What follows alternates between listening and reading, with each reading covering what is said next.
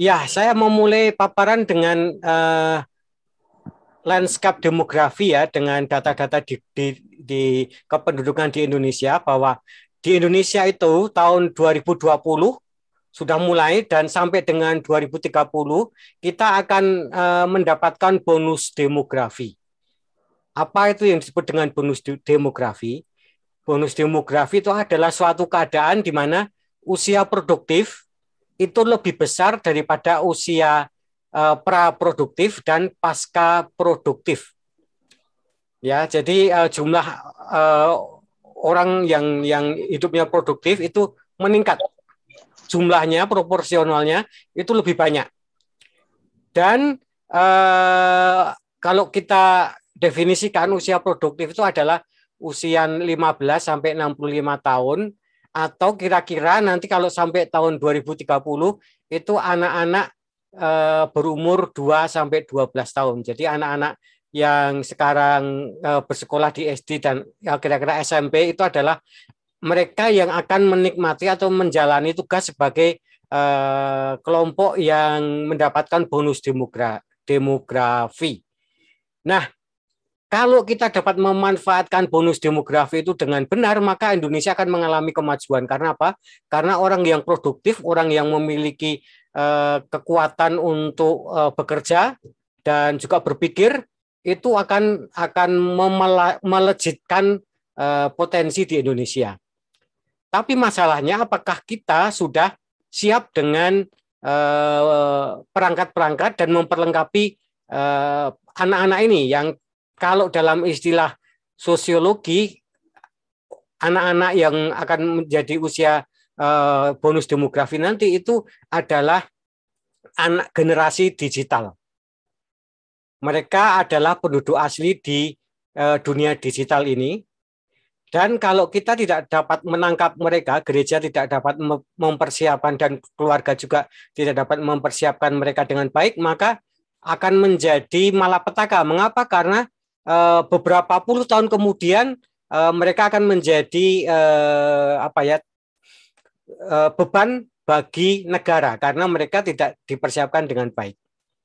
Nah, yang perlu kita ketahui bahwa di zaman sekarang ini era digital, itu ada dua jenis warga yang menghuni dunia digital. Yang pertama itu adalah warga imigran atau pendatang yang disebut dengan digital imigran gitu ya. Mereka adalah pendatang, bukan penduduk asli dari dunia digital pada saat ini.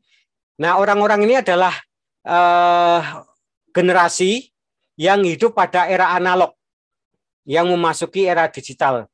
Siapakah generasi era analog? Itu adalah para orang tua yang mereka adalah disebut dengan generasi baby boomers, generasi X dan generasi Y, generasi Y ya. Saya termasuk generasi X yang masih mengalami kalau menelpon itu pakai telepon umum, koin yang dimasukkan, uangnya dimasukkan ke dalam telepon umum, baru kita nelpon dengan telepon kabel, atau yang dulu pernah malam-malam menunggu di warnet, wartel, sebelum ada wartel di atas jam 10 itu wartel itu ramai. Mengapa? Karena ada diskon untuk biaya telepon jarak jauh gitu ya. Nah, orang-orang yang pernah mengalami ini adalah disebut dengan warga imigran di dunia digital, termasuk kita, para orang tua yang juga mengalami pernah muter kaset, diputer pakai ballpoint. Mau mendengarkan musik itu harus muter pakai ballpoint, kemudian pakai motret, pakai film, dan kobong terbakar. Nah, kalau Anda pernah mengalami seperti itu, berarti Anda adalah pendatang di dunia digital. Sementara warga yang kedua itu adalah warga asli yang memang sejak lahir mereka sudah mengenal perangkat digital. Jadi begitu mereka lahir ke dunia ini, mereka sudah bisa main, kalau itu istilah guyonannya itu, begitu mereka lahir itu sudah bisa pakai HP. Nggak ada yang ngajarin mereka, itu mereka begitu pegang HP itu mereka sudah bisa tahu mana yang harus dinunul-nunul, mana yang harus digeser-geser. Sementara orang tuanya itu masih mikir takut salah pencet dan sebagainya. Nah, masalahnya sekarang itu warga asli itu belum dipersiapkan memasuki dunia digital sekarang ini. Sementara warga imigran orang tuanya itu tidak menguasai dunia digital sehingga mereka tergagap-gagap. Nah, itulah problemnya sehingga kalau kita tidak mempersiapkan diri dengan baik, maka ketika masuk di dunia digital itu anak-anak kita akan terperangkap dan menjadi korban dari dampak negatif dari dunia digital. Apa saja nanti saya akan sampaikan ya. Nah, yang kita ketahui dulu ciri-ciri generasi digital atau digitally native, penduduk asli di dunia digital, yaitu anak-anak yang tadi umur 2 sampai 12 tahun. Yang pertama, secara identitas, mereka ini rame-rame membuat akun di Facebook, Twitter, Pet sudah mati ya, sudah ditutup. Lalu ada Instagram, YouTube, TikTok, dan yang lain-lain untuk membuktikan eksistensi mereka kepada dunia. Jadi eksistensi mereka itu kalau kita dulu merasa eksis kalau misalnya juara, merasa eksis kalau kita memenangkan apa dan sebagainya. Tapi kalau anak-anak generasi now mereka merasa eksis kalau bisa memposting sesuatu di dunia medsos. Kemudian yang kedua, privasi. Soal privasi, generasi digital itu cenderung lebih terbuka. Mereka belak-belakan dan berpikir lebih agresif. Mereka berpikir open mind, bisa menerima gagasan-gagasan baru, dan gagasan-gagasan itu kadang membuat kita mukanya merah begitu, tapi bagi anak-anak biasa saja begitu ya. Anak zaman sekarang itu ya, saya mengikuti anak saya yang remaja yang sedang dia ikut persiapan CD di gerejanya, nguping-nguping pembicaraan mereka, diskusi mereka dengan santai saja bicara soal LGBT, kemudian mereka soal masalah-masalah yang bagi kita itu masih tabu, tapi bagi anak-anak itu hal yang biasa. Mereka lebih terbuka pikirannya. Kemudian mereka lebih bisa membuka diri, hal-hal yang pribadi itu bisa mereka umbar, walaupun ini juga menjadi bumerang bagi mereka nantinya. Lalu proses belajar. Generasi digital selalu mengakses Google, Yahoo, atau mesin pencari lainnya. Kemampuan belajar mereka itu jauh lebih cepat karena segala informasi itu ada di ujung jari mereka. Mereka kalau ingin tahu sesuatu sudah jarang bertanya pada orang tua, mereka langsung mencari di Mbah Google. Mereka tanya pada Mbah Google.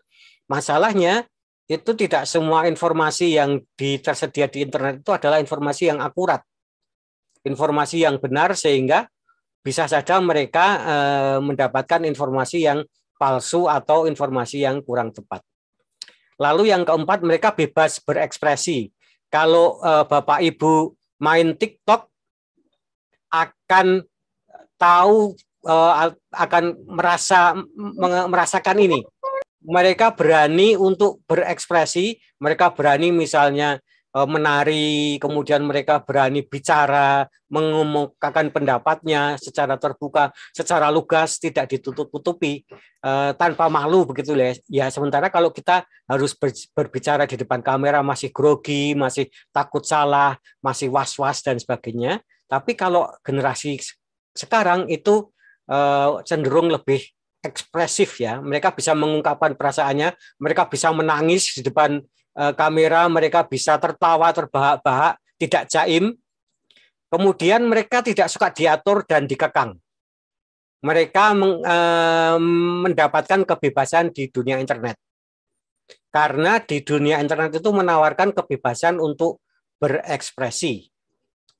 Nah, sekarang mari kita lihat dampak negatifnya. Ini yang perlu kita ketahui, bahwa dunia digital selain menawarkan berbagai macam kemudahan, ya kalau dulu kita dengan saudara kita yang jauh itu berkabar itu kadang harus menulis surat, menempel perangko, dan menunggu jawaban itu selama berminggu-minggu. Atau yang paling cepat itu menunggu telegram yang dikirim dari kantor Telegram, kantor Telkom, itu pun mengalami kendala waktu, tapi sekarang dalam hitungan detik kita bisa berkabar ke seluruh dunia, bahkan sampai ke Amerika yang jauh pun dapat kita kabarkan keadaan kita real time pada saat ini, seperti webinar pada saat ini gitu ya. Tapi ada dampak negatifnya. Apa yang menjadi dampak negatifnya? Yang pertama, itu perangkat teknologi itu membuat antisosial ya. Ini sudah sering terjadi, sering kita kenal menjadi bahan guyonan kita, bahwa perangkat teknologi itu dapat mendekatkan yang jauh, tapi menjauhkan yang dekat. Ya, saudara-saudara kita yang jauh itu dapat kita sapa. Kita bisa video call dengan warga family kita yang ada di luar kota. Tapi terhadap saudara-saudara kita atau anggota keluarga sendiri yang dekat itu malah jauh. Karena apa? Karena masing-masing sibuk dengan gadgetnya masing-masing, dengan gawainya masing-masing. Makan malam yang seharusnya menjadi sarana untuk berinteraksi malah menjadi ya mesti hambar begitu ya, seperti dalam gambar ini hanya kakeknya yang tidak pegang HP, sementara orang tuanya, papa mamanya dan anak-anaknya atau cucu-cucunya itu asik dengan HP-nya masing-masing. Lalu yang kedua itu menjadi super sibuk. Kita ini karena ada internet itu dapat dihubungi 24 jam dalam sehari dan 7 hari dalam seminggu. Nggak ada tempat bersembunyi lagi kecuali kita mematikan HP kita. Ya, karena istri saya pendeta, tahu benar rasanya bagaimana itu menjadi super sibuk gitu ya, terutama pada pandemi kemarin ketika banyak orang yang minta didoakan begitu, hampir 24 jam itu banyak panggilan-panggilan masuk, ada orang kritis yang minta didoakan, kemudian ada yang minta harus segera dikuburkan malam itu juga, kemudian banyak yang minta gelisah, minta didoakan dan sebagainya. Hampir tidak mungkin mematikan HP karena terkoneksi 24 jam. Kalau zaman dulu orang kalau mau ke rumah pendetanya harus ngetuk pintu, kan nggak enak. Wah, ini sudah malam, sudah tidur pendetanya. Jadi nggak bakal diganggu. Tapi kalau sekarang ya sudah menjadi super sibuk. Dan juga tidak hanya pendeta, semua orang termasuk anak-anak. Mengapa? Karena anak-anak bisa dikirimi WA oleh temannya jam 2 malam kalau tidak dimatikan. Lalu karena tidak segera menjawab, nanti takutnya dianggap sombong ya. Wih, sombong, cuma di read doang, dibaca doang, tapi nggak dibalas. Padahal mengirimkannya jam 2 pagi. Begitu. Lalu kejahatan cyber, ini yang berbahaya juga. Kejahatan di dunia internet juga bertransformasi ya. Kejahatan juga bertransformasi ke dunia internet. Yang sering kita tahu itu penipuan mama minta pulsa, kemudian undian berhadiah, kecelakaan palsu gitu ya. Kita ditelepon lalu ada suara anak kecil di sana, bukan anak kecil, ada anak remaja nangis-nangis katanya kecelakaan gitu. Lalu minta ditransfer untuk operasi, kalau tidak segera dilakukan operasi maka anak ini bisa meninggal atau ditangkap polisi dan sebagainya. Padahal itu penipuan, ujung-ujungnya minta duit. Lalu pemerasan itu sexting.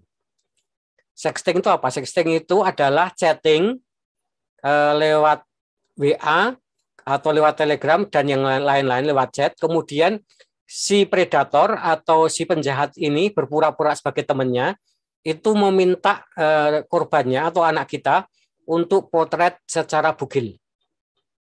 Dibujuk dengan berbagai macam, enggak apa-apa, nanti enggak bakal disebar, cuma sekali aja begitu. Begitu dipotret, memotret dan dikirim, maka kemudian dia akan memeras. Kalau enggak dikirimi uang, itu akan disebar, foto bugilnya akan disebar ke teman-temannya atau mungkin diunggah di internet. Itu yang disebut dengan sexting. Lalu phishing. Phishing itu apa? Phishing itu ada penjahat yang membuat situs yang mirip dengan situs-situs, misalnya situs bank. Kemudian mereka akan meminta data, kita memasukkan data username lalu memasukkan password kita, yang itu yang akan dipakai untuk login masuk ke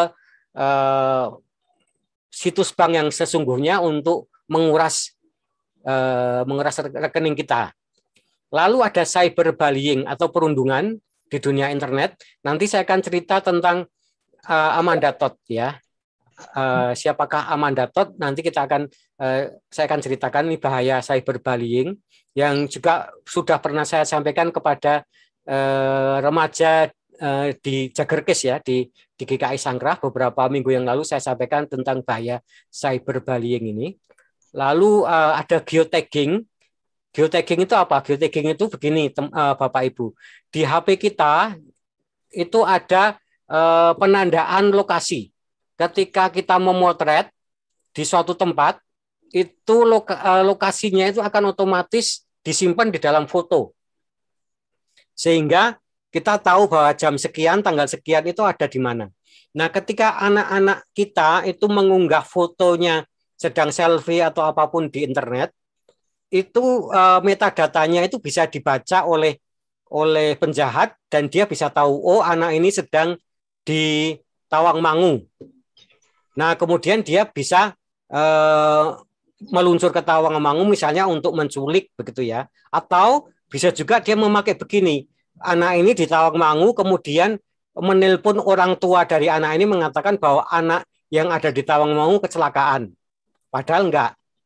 Kemudian sang orang tua menelpon si anak ini, tapi karena anak ini asik dengan teman-temannya, enggak menanggapi telepon orang tuanya, maka orang tuanya khawatir kemudian termakan oleh tipuan dari si penjahat ini. Kemudian pedofilia itu adalah predator seksual, orang dewasa yang menyukai anak-anak untuk mendapatkan kepuasan seksual begitu ya. Nah, saya mau cerita tentang Amanda Todd. Amanda Todd ini adalah seorang remaja di Belanda pada usia masih anak-anak puluhan tahun, itu dia terkoneksi dengan seseorang yang menyaru sebagai teman sebayanya, dan dia minta supaya diminta oleh si pelaku penjahat ini untuk berfoto tanpa baju ya, topless. Jadi dia menunjukkan dadanya di foto dan dibujuk dan dikirim ke ini si penjahat ini. Lalu apa yang terjadi? Si penjahat ini mengunggah si foto Amanda Todd yang topless, yang tidak pakai baju bagian atas di internet, dan memberitahu teman-teman Amanda Todd. Dan apa yang terjadi kemudian? Teman-temannya mengejek, menghina, dan merundung oleh si Amanda Todd ini. Sehingga dia menjadi sedih, dia merasa depresi, yang akhirnya membuat orang tuanya memindahkan Amanda Todd ini ke luar negeri. Sudah pindah ke luar negeri, ternyata si pelaku yang mengunggah ini masih memburu Amanda Todd, kemudian memberitahu orang-orang teman-teman sebayanya yang ada di tempat yang baru tentang foto-foto bugilnya. Dan hal itu membuat Amanda sangat depresi dan akhirnya karena orang tuanya tidak menyadari, dia bunuh diri. Dampak yang lain itu konsumtivisme ya. Konsumtivisme itu apalagi sekarang belanja online sangat mudah. Tanggal 10 bulan 10 kemarin adalah hari belanja online nasional dan kita dibujuk dengan berbagai macam iklan sehingga kita akan dibikin semakin konsumtif. Lalu apalagi yang ini ya, yang kuliner online, kita pakai GoFood dan sebagainya, sangat mudah untuk sekarang untuk mau makan apa saja itu cuma di ujung jari kita. Nah, itu yang akan membuat kita menjadi semakin konsumtif, tidak butuh tapi akhirnya membeli begitu ya. Dan akibat dari dari membeli makanan yang mudah itu terjadi obesitas, itu salah satunya, kegemukan pada anak. Lalu karena anak tidak banyak melakukan aktivitas fisik, dia juga kalori yang masuk itu tidak dibakar, apalagi kemudian anak-anak ini makan junk food, makanan sampah yang membuat mengandung banyak lemak, mengandung banyak kalori dan mengandung garam serta gula. Itu yang akan mempengaruhi kesehatan anak beberapa tahun kemudian. Anak akan mengalami sakit generatif. Lalu kemanusiaan memudar ya, nurani menjadi tumpul karena menganggap yang di sekitarnya itu realitas yang bukan sungguhan. Mereka melihat ada kecelakaan atau ada perampokan begitu, bukannya menolong tapi malah divideokan. Ada orang sakit, bukannya ditolong malah divideokan begitu ya. Nah itu yang membuat mereka menjadi tumpul. Kemudian kecanduan gawai ya, anak-anak menjadi kecanduan karena tidak bisa lepas, dan ada yang namanya sindrom FOMO, fear of missing out. Anak-anak takut ketinggalan berita, dianggap kudet, kurang update, dianggap kuper atau kurang pergaulan kalau dia tidak mengikuti misalnya perbincangan tentang K-pop yang terbaru, sehingga dia selalu scrolling supaya nanti kalau diajak ngobrol sama teman sebayanya itu tidak ketinggalan. Nah itu yang membuat mereka kecanduan gawai, kecanduan gadget, internet, lalu kecanduan pornografi. Nanti kalau ada waktu saya akan putarkan tentang kecanduan pornografi ya, diputar apa itu bahaya pornografi. Lalu juga mereka kecanduan games ya. Kecanduan game itu game membuat anak-anak menjadi agresif. Selain ini fear of missing out, itu juga kecanduan game. Itu anak-anak menjadi agresif karena di dalam game itu diajarkan kekerasan. Bagaimana membunuh ini, kemudian peperangan dengan siapa, lalu membinasakan siapa, mengalahkan siapa. Kemudian selain kekerasan juga fisik, juga ada kekerasan verbal ya. Anak-anak bermain games dengan mengumpat. Dalam bahasa Inggris, dalam bahasa Indonesia, mereka misalnya kalau kalah lalu misuh ya, dalam bahasa Jawanya misuh. Lalu selain kekerasan, lalu anak-anak juga akhirnya terjerat di dalam perjudian. Ada beberapa permainan online itu yang mengarah ke perjudian. Anak-anak harus membeli chip, harus membeli poin, harus membeli token untuk bisa main. Dan kalau misalnya main sekian akan dapat token sekian, tapi kebanyakan anak-anak itu akan kalah. Tapi karena sudah terlanjur kecanduan, yang terjadi anak-anak membohongi orang tua. Membohongi orang tua untuk minta jajan, sebenarnya dipakai untuk game online, atau bisa juga malah mencuri uang. Mencuri uang orang tuanya karena kehabisan uang untuk membeli token ya. Di internet, di game itu ada yang harus dibayar, karena sudah terlanjur level sekian, kalau nggak segera masuk main maka levelnya bisa turun.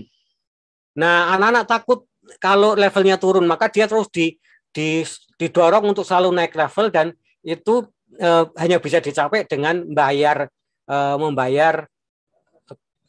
tokennya ya, membayar poinnya begitu. Nah, itulah bahayanya game online. Lalu hal-hal apa yang perlu diperhatikan? Yang pertama, orang tua juga perlu memperhatikan kesehatan mata anak. Karena sinar radiasi dari layar itu akan membuat anak-anak mengalami penglihatan yang buruk.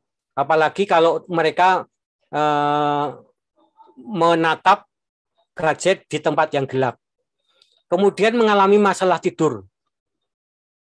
Konten yang baru saja diakses oleh anak-anak itu dapat membuat anak gelisah dan mempengaruhi suasana hatinya. Apalagi misalnya habis nonton film malam-malam, nonton film horor, atau habis main games yang menakutkan itu membuat anak-anak kesulitan tidur dan pola tidurnya akan terganggu. Apalagi masa pandemi ini anak-anak tidak sekolah. Nah, pola tidur mereka, irama tidurnya menjadi ritme tubuhnya menjadi kacau karena mereka malam tidak tidur dan siangnya baru tidur begitu. Kemudian menurunnya prestasi belajar, learning loss ini yang menjadi perhatian pemerintah pada saat ini. Mas Menteri prihatin kemungkinan generasi kita akan mengalami learning loss karena anak-anak berlebihan menggunakan gawai karena ya masa pandemi ini yang mestinya tidak menggunakan online menjadi menggunakan online. Kemudian kesulitan konsentrasi ya. Kesulitan konsentrasi, anak-anak itu akan dorongan untuk senantiasa mengakses gawai itu meningkatkan perilaku yang terlalu aktif sehingga anak-anak itu kesulitan untuk berkonsentrasi kepada hal yang lain. Anak-anak zaman now itu suka men-scroll dan menurut penelitian itu mereka hanya butuh waktu 10 detik untuk mengganti video ke berikutnya. Sehingga mereka rentang perhatiannya itu semakin menurun karena mereka cuma 10 menit sudah kehilangan minat, lalu diganti 10 menit kehilangan minat, 10 detik bukan 10 menit, 10 detik kehilangan minat, mereka akan mengganti. Dengan cepat sekali anak-anak itu akan kehilangan minatnya. Kemudian perkembangan fisik ya, itu juga akan mengalami gangguan karena anak-anak itu menahan lapar, menahan haus, mereka saking asiknya lupa makan, lupa minum, padahal minum juga penting. Kemudian bahkan ada yang menahan BAB supaya dapat terus main gawai. Nah, ini bisa membuat anak-anak kegemukan, tapi juga bisa membuat anak-anak anoreksia atau terlalu kurus. Kemudian gangguan keterampilan sosial. Anak-anak tidak memiliki keterampilan sosial, mereka bergaul dengan secara maya, tidak pernah bergaul dengan teman-teman sebayanya, yang itu mengakibatkan mereka kesulitan untuk mendapatkan keterampilan berkomunikasi, bersosialisasi. Anak-anak ketika bertemu secara langsung akan menjadi canggung. Mereka menjadi tidak tahu apa yang harus mereka lakukan karena mereka tidak pernah berinteraksi dengan teman-teman sebayanya. Dan menunda perkembangan bahasa anak. Terutama yang balita, kalau terlalu dipegangin sama HP, itu anak-anak akan mengalami kendala berbahasa. Mereka tidak dapat berkomunikasi, berbicara dengan baik ya. Nah, itu adalah bahaya dari internet atau penggunaan alat-alat digital begitu. Nah, saya akan menyelingi dulu sebelum ke peran orang tua dengan memutar video bahaya dari kecanduan pornografi ya.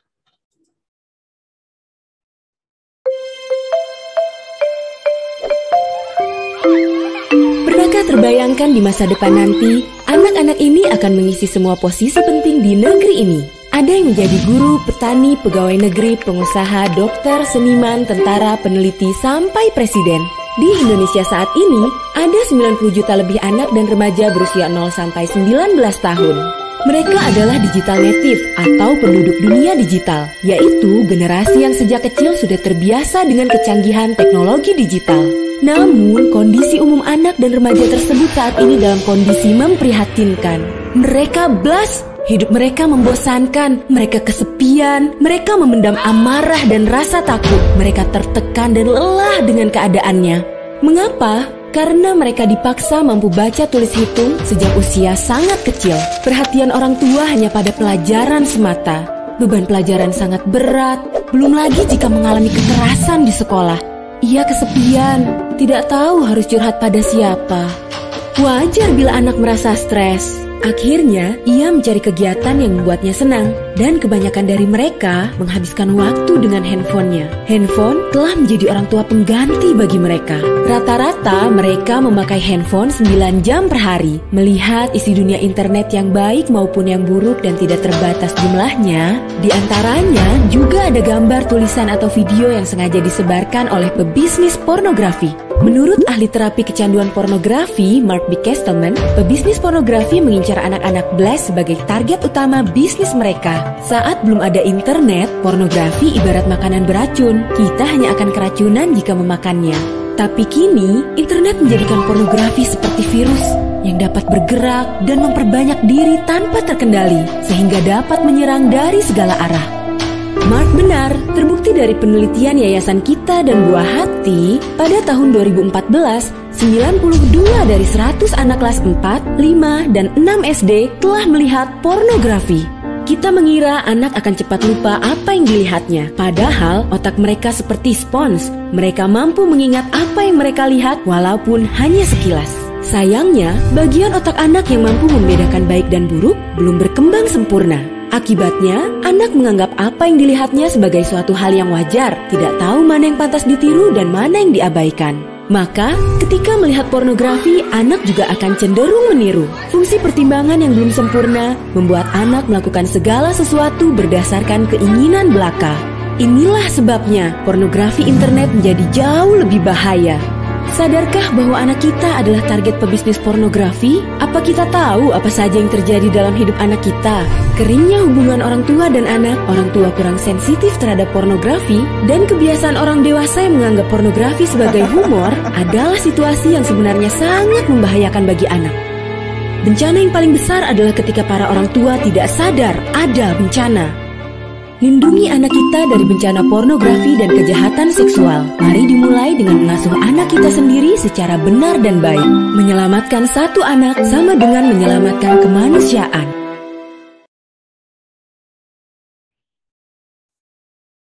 Ya, itu tentang pornografi ya.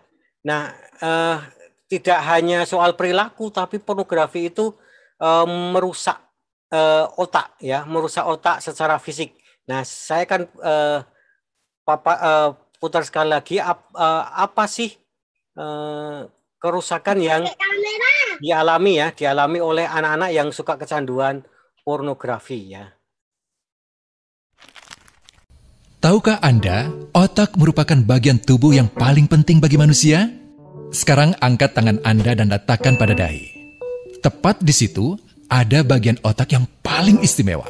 Bagian itu disebut prefrontal cortex atau disingkat PFC. Menurut peneliti otak Jordan Grafman, PFC ini hanya ada pada otak manusia, sehingga membedakan kita dengan binatang. Bagian ini diciptakan dan dirancang khusus oleh Tuhan supaya manusia mampu memilih dan memiliki etika. PFC berfungsi seperti pemimpin. Ia bertanggung jawab untuk berkonsentrasi, memahami benar dan salah, mengendalikan diri, menunda kepuasan, berpikir kritis, dan merencanakan masa depan. PFC adalah pusat pertimbangan dan pengambilan keputusan. PFC inilah yang membentuk kepribadian dan perilaku sosial. Sayangnya, PFC adalah bagian otak yang paling mudah mengalami kerusakan. Jika PFC rusak, maka kepribadian orang bisa berubah. Rusaknya PFC bisa disebabkan oleh benturan fisik, bisa juga oleh zat kimia, seperti narkotika, psikotropika, dan zat adiktif atau nafsa. Dan ternyata penyebab paling merusak juga pornografi, yang disebut narkolema, narkotika lewat mata. Bagaimana pornografi mempengaruhi otak dan pikiran kita? Adi, remaja 12 tahun, melihat gambar di TV yang menjurus ke porno. Awalnya, ia merasa kaget dan jijik. Ini karena sistem limbik di otak Adi menjadi aktif. Sistem limbik mengatur emosi juga keinginan makan, minum, dan berhubungan seksual. Sistem limbik ini kemudian mengaktifkan zat kimia otak bernama dopamin. Dopamin memberi rasa senang, penasaran, sekaligus kecanduan. Zat ini juga aktif jika orang mengkonsumsi nafsa. Oleh karena itu, sifat candu pornografi sama dengan sifat candu nafsa. Otak akan mengingat apa yang membuat Adi senang dan bagaimana ia memperolehnya. Jika Adi mendapatkan pembinaan akhlak, etika yang baik, dan patuh pada norma sosial, dorongan melihat pornografi, meskipun menyenangkan, akan ia abaikan. Namun karena hal itu tidak ada pada diri Adi, ketika ia sedang merasa bosan dan ingin mencari kesenangan, otak akan mendorongnya agar melihat pornografi lagi. Namun lama-lama, Adi bosan melihat jenis gambar yang sama dan butuh yang lebih porno untuk memicu rasa senang. Sekarang, dengan internet, pornografi menjadi jauh lebih mudah didapat. Pertama, Adi membuka internet dan tidak sengaja melihat gambar yang menjurus ke porno. Berikutnya, ia sengaja membuka lagi untuk melihat yang lebih porno. Awalnya melihat yang sedikit terbuka, lama-lama semuanya terbuka. Awalnya melihat 1 menit, lama-lama 1 jam. Adi mengalami kecanduan pornografi. Bagaimana kerusakan PFC akibat kecanduan pornografi? Secara alamiah, dopamin dialirkan dari sistem limbik ke PFC. Orang yang kecanduan pornografi akan mengalirkan dopamin secara berlebihan sehingga membanjiri PFC.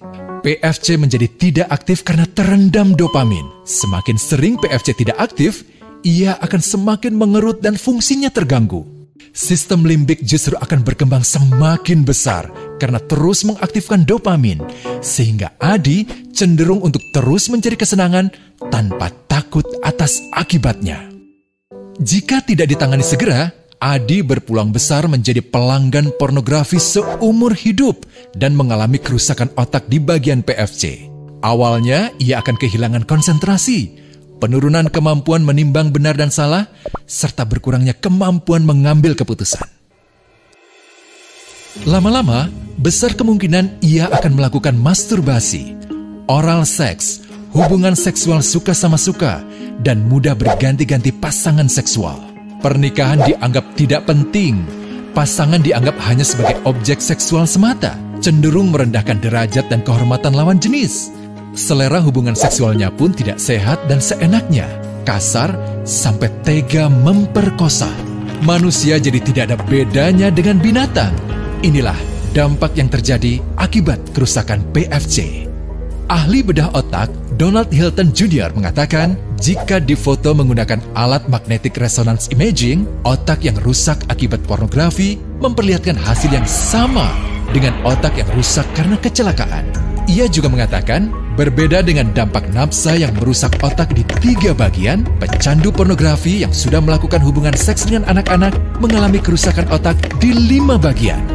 Terbukti, pornografi pada anak lebih bersifat merusak karena PFC belum matang dengan sempurna. Tapi untungnya, otak anak yang belum sempurna ini masih mudah dibentuk. Pengaruh pornografi bisa lebih mudah dihilangkan asal ada usaha untuk memulihkan dengan sabar, terutama oleh ayah ibu, keluarga, dan orang terdekat. Pelajari bagaimana mencegah dan menangani anak yang terkena pornografi. Mari lindungi generasi kita dari bencana pornografi dan kejahatan seksual.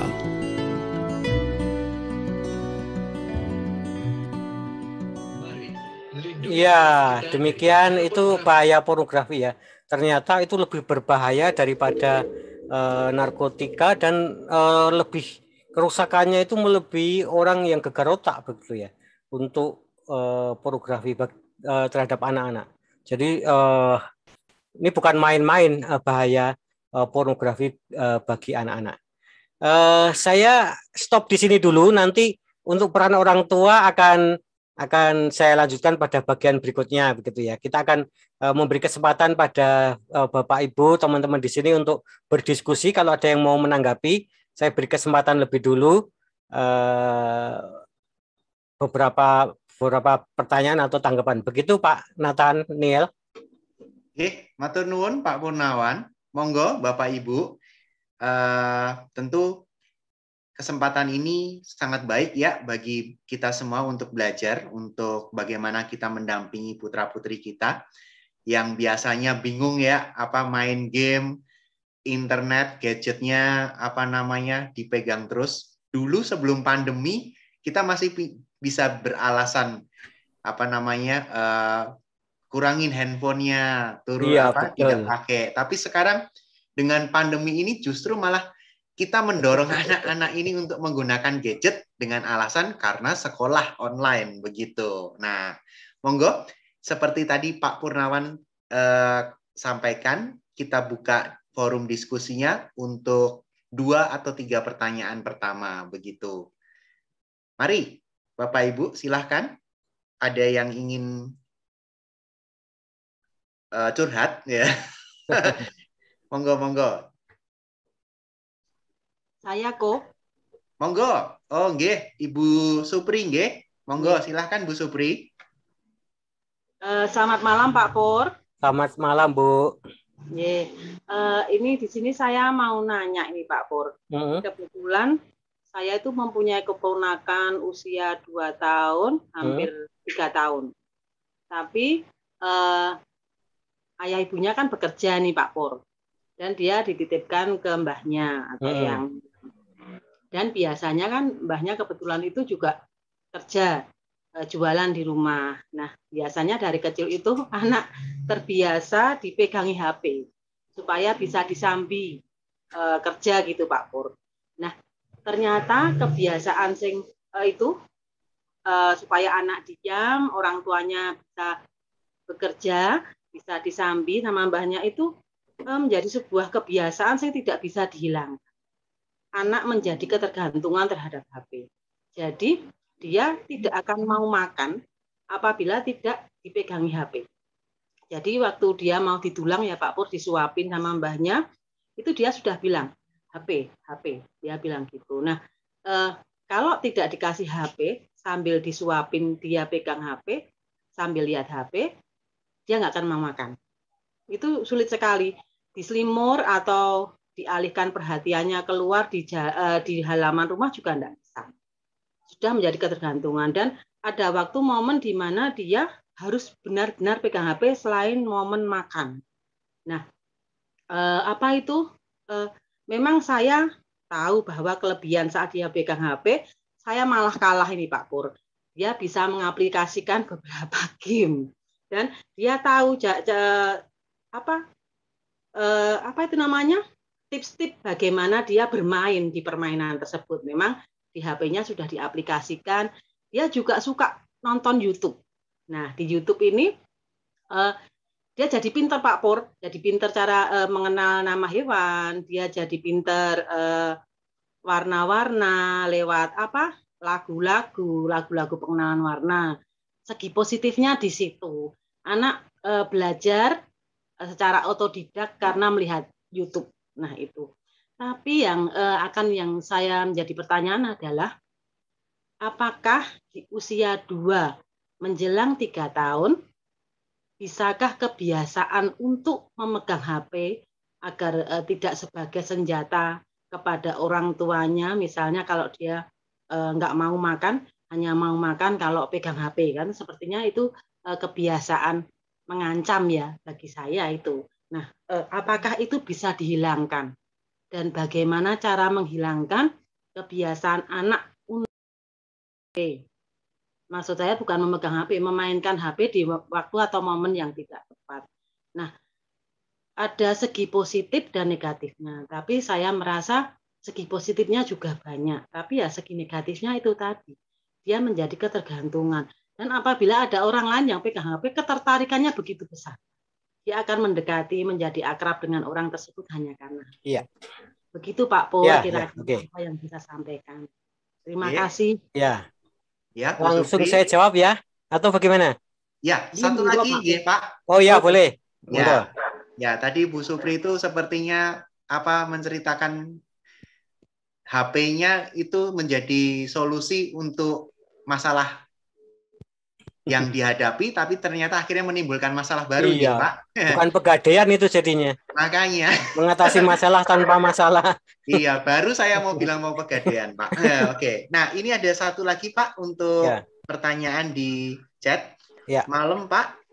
Apakah sering menggunakan gawai ada sisi negatifnya? Begitu dari Bapak Esra. Lalu dari Eyang Leon. Untuk pertanyaan terakhir, nggih. Malam Pak Pur, bagaimana cara yang bijak untuk mengurangi penggunaan HP ke anak Karena kalau disuruh berhenti, alasannya tugasnya lihat dari HP. Ternyata lebih sering main game daripada belajarnya. Begitu. Ya, 3 pertanyaan dulu ya. Monggo. Ya, terima kasih untuk pertanyaannya ya. Ini juga menjadi problem dilematis ya, terutama pada era pandemi ini, karena kalau nggak dikasih HP ya anak-anak akan ketinggalan pelajaran. Tapi begini, prinsip pertama itu HP itu tidak boleh digunakan untuk anak-anak sebenarnya. Sampai umur 10 tahun itu jangan, dalam kondisi normal itu jangan dikasih HP. Jangan dikasih HP. Mengapa? Karena HP itu kecil, ukurannya kecil, dan anak-anak nggak bisa melihat dalam bentuk yang kecil begitu ya.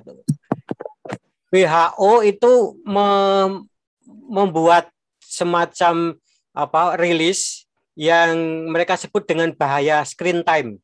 Screen time itu adalah waktu yang digunakan oleh anak untuk dipakai di HP ya, untuk pakai gadget.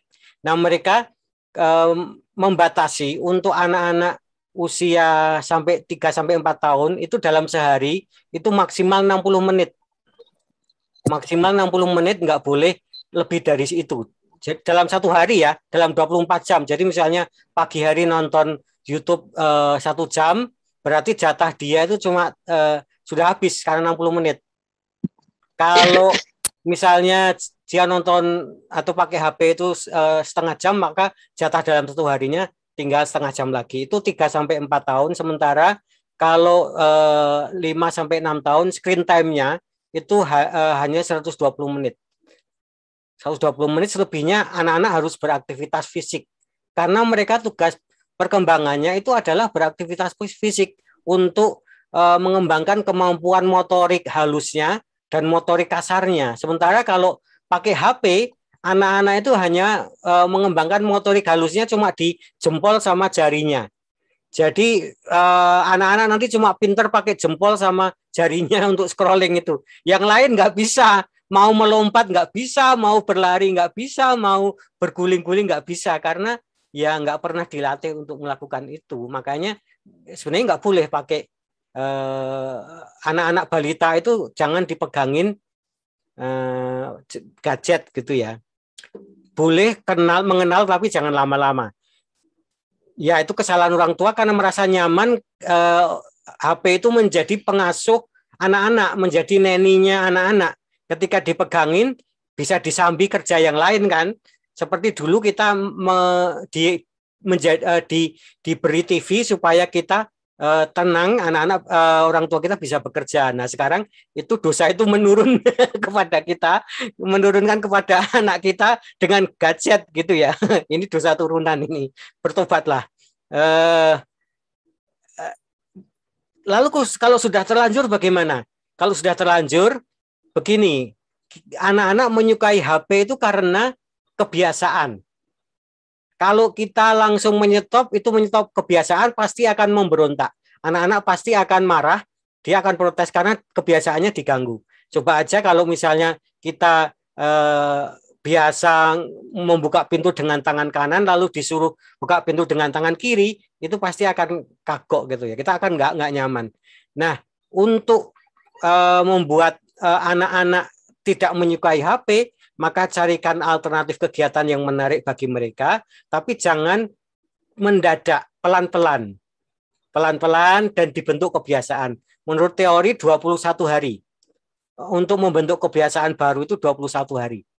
Nah, itu orang tua perlu mendampingi anak-anak untuk menghilangkan kebiasaan itu selama 21 hari.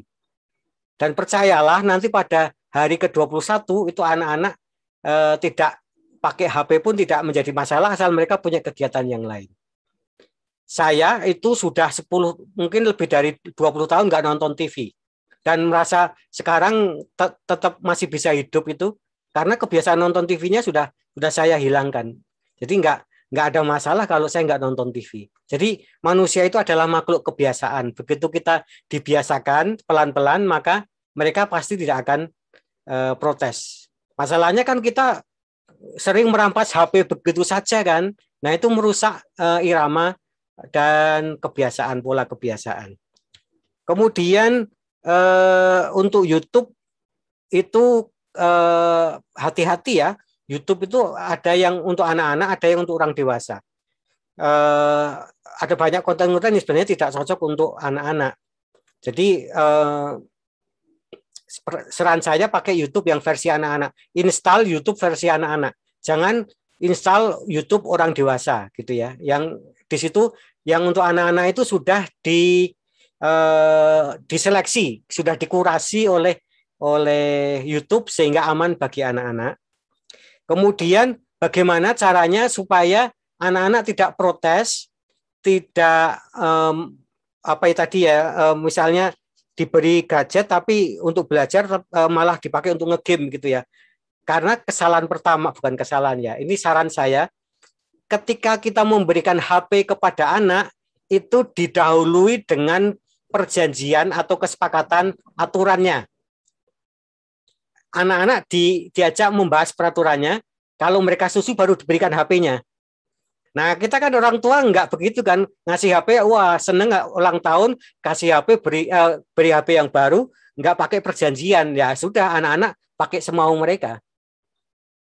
Saya pada anak saya itu saya bikin perjanjian, misalnya itu jam 9 malam harus sudah dimatikan HP-nya, nggak boleh dihidupkan lagi, kemudian pakai HP-nya itu di ruang, tidak boleh di kamar begitu ya, di ruang tamu, kemudian kalau misalnya ada banyak nanti peraturan yang bisa saya share atau mungkin nanti kalau nggak ada waktu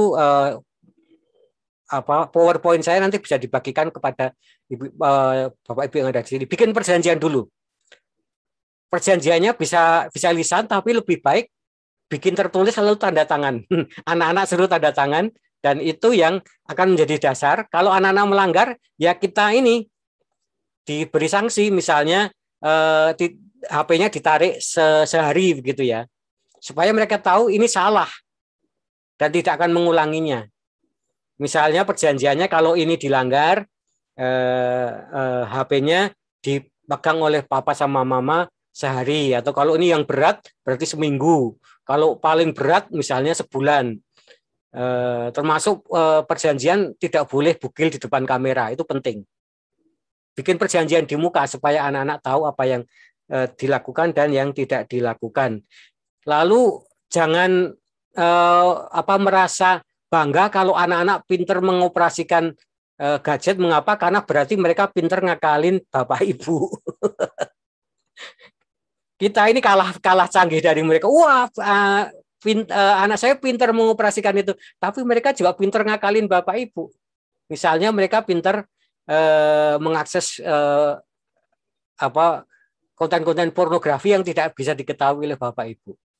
Namanya pakai VPN ya. Pemerintah itu sudah memblokir konten-konten pornografi, tapi anak-anak sekarang pinter, mereka bisa mengakalinya. Jadi kita jangan mudah dibohongi oleh anak-anak ya. Lalu sisi negatif Pak Isra, keseringan menggunakan HP tadi ya. Screen time-nya tadi, lalu juga mata anak-anak terganggu, bisa anak itu obesitas, terlalu gemuk karena nggak pernah bergerak, kemudian antisosial, mereka tidak bisa bercengkerama dengan teman sebayanya, dan ketika nanti dewasa itu mereka akan menjadi orang yang kagok ketika harus berinteraksi dengan teman-teman orang-orang sebayanya begitu. Saya kira itu yang bisa saya sampaikan perihal 3 pertanyaan. Ya, terima kasih Pak Purnawan. Nah, Bapak Ibu, nanti tadi saya melihat ada Pak Abe Atmojo sudah bersiap untuk bertanya. Nanti kita lanjutkan lagi. Karena kita baru separuh jalan, saya cuma mengingatkan seperti yang dikatakan Pak Purnawan, bertobatlah, begitu ya. Kita setengah bertobat ini sepertinya, perjalanannya sedang setengah bertobat, nggih. Monggo Pak Purnawan. Iya, ya ini sepertiga akhir lah, bukan separuh jalan ya. Oh iya, sepertiga, monggo. Semoga habis ini kita bertobat semua Bapak Ibu. Ya, oke, saya share screen lagi. Berikutnya, apa peran orang tua ya? Peran orang tua pertama, Iya, batasi penggunaan internet oleh anak-anak ya, ada screen time-nya dengan perjanjian tadi, jangan mau lepas begitu saja, harus dibatasi. Kemudian dampingi anak, terutama anak kecil selama menggunakan gawai. Kalau ada konten yang perlu diberikan pendampingan pada anak-anak, ajak anak-anak berdiskusi, misalnya ada tayangan kekerasan begitu, lalu ajak anak-anak berdiskusi untuk mengurangi bahayanya. Kalau misalnya saya mengajak anak-anak nonton di bioskop begitu, lalu setelah itu saya ajak mereka berdiskusi. Kira-kira pelajaran apa yang bisa kita petik dari film tadi gitu. Lalu mereka memberikan ulasannya begitu. Habis nonton di bioskop lalu makan, kemudian di situ mengobrolkan film yang baru saja ditonton. Nah, itu adalah cara pendampingannya. Lalu berikutnya membuat aturan yang tegas, periksa histori atau riwayat browser yang digunakan oleh anak-anak. Sebaiknya kita mendaftarkan nomor Gmail-nya anak-anak itu pakai Gmail kita sama, pakai alamat email yang sama supaya apa? Supaya bisa mengetahui riwayat atau sejarah anak-anak itu mengakses internet apa saja. Nah, biasanya kalau kita tidak tahu caranya, bisa diakali oleh anak-anak begitu ya. Mereka menghapus historinya atau browsernya. Tapi dari situ kita bisa mengetahui anak-anak itu apa saja yang mereka akses begitu. Berikutnya, komputer atau gadget tidak boleh digunakan di kamar atau di ruang pribadi. Supaya kita bisa mengontrol, kemudian gunakan fasilitas filter untuk membatasi akses. Ini terlalu teknis, kalau ada yang nanti pengen tahu nanti bisa japri saya. Kemudian Facebook itu sebenarnya dan media sosial hanya bisa digunakan oleh anak yang berumur di atas 13 tahun. Yang anak-anak di bawah 13 tahun itu belum boleh punya akun media sosial. Lalu buat kontrak penggunaan HP yang saya sebutkan tadi ya, kita bikin kontrak, isinya itu kira-kira ini, jangan buru-buru memposting sesuatu di internet, kemudian ingat jejak digital atau digital footprint. Jadi apa yang kita posting di internet itu nggak bakal kita hapus, pernah bisa kita hapus. Mengapa? Karena apa yang sudah terlanjur foto yang sudah kita posting di internet, begitu kita hapus, masih ada jejaknya di server, dan kita tidak bisa menghilangkannya, dan kalau sudah terlanjur tersebar, maka sudah, kita nggak bisa menghilangkannya. Jadi hati-hati karena ada jejak digital. Lalu anak-anak juga tidak boleh pakai geotagging, itu artinya sedang berada di mana, lokasinya ada di mana, karena ini rawan penculikan. Itu artinya memberitahu para penculiknya, aku ada di sini loh, culiklah saya begitu. Itu geotagging. Kemudian jangan mengklik tautan atau link yang mencurigakan. Kemudian dilarang memasukkan data pribadi tanpa bimbingan orang tua. Misalnya memasukkan nama, kemudian tanggal lahir, apalagi ya, password dan sebagainya itu. Kalau anak-anak memasukkan itu harus minta izin kepada orang tua dulu. Karena data itu sensitif dan mudah disalahgunakan. Kemudian anak dilarang janjian bertemu dengan orang asing sendirian tanpa orang tua. Yang tidak pernah ketemu lalu diajak bertemu, karena predator seksual itu mengancam anak-anak dengan cara itu ya. Mereka mengajak ketemuan lalu nanti terjadi pelecehan atau penculikan. Kemudian anak-anak dilarang berfoto bugil dengan alasan apapun. Mereka dilarang apapun lah, dengan bujukan apapun tidak boleh. Kemudian wajib berteman dengan orang tua di dunia maya. Jadi kalau nanti anak remajanya sudah punya akun Facebook, akun TikTok, mereka harus berteman dengan bapaknya, papanya atau mamanya. Supaya apa? Supaya orang tuanya bisa mengetahui, memantau begitu. Lalu mereka dilarang memaki dan mengejek. Nah, yang ini yang perlu diperhatikan. Waspadailah jika anak-anak menunjukkan perilaku seperti ini. Menyembunyikan flash disk atau gadget, disembunyikan, orang tua nggak boleh memakainya, itu waspada karena berarti ada sesuatu. kemudian buru-buru mematikan atau memalingkan monitor saat Anda atau orang tua menghampirinya. Tidak boleh melihat apa yang ditampilkan di layar, itu berarti ada sesuatu yang tidak beres. Kemudian sembunyi-sembunyi, misalnya bertemu dengan orang lain secara sembunyi-sembunyi atau memposting sesuatu tanpa sepengetahuan orang tua, lalu mengubah kata sandi. Orang tua perlu tahu kata sandi anak-anak. Atau misalnya kalau HP-nya itu diberi PIN, maka itu menjadi perlu kita waspada. Untuk anak-anak nggak boleh HP-nya di screen lock dengan PIN ya, dengan PIN dengan metode apapun. Jadi orang tua atau kalau misalnya pakai PIN berarti orang tua harus diberitahu nomor PIN-nya. Lalu mengubah setting sehingga anak-anak sehingga Anda tidak melihat kiriman dia di media sosial. Anda diblokir oleh anak Anda sendiri, ya, berarti ada sesuatu yang tidak beres. Lalu anak-anak murung. Tiba-tiba dari yang riang lalu tiba-tiba dia murung, sedih, kemudian mengurung diri di kamar. Nah, itu ada sesuatu yang salah. Berikutnya, dia memiliki pengetahuan seksual yang tidak pas. Terutama itu didapatkan dari pornografi ya, karena di pornografi itu pengetahuannya tidak benar.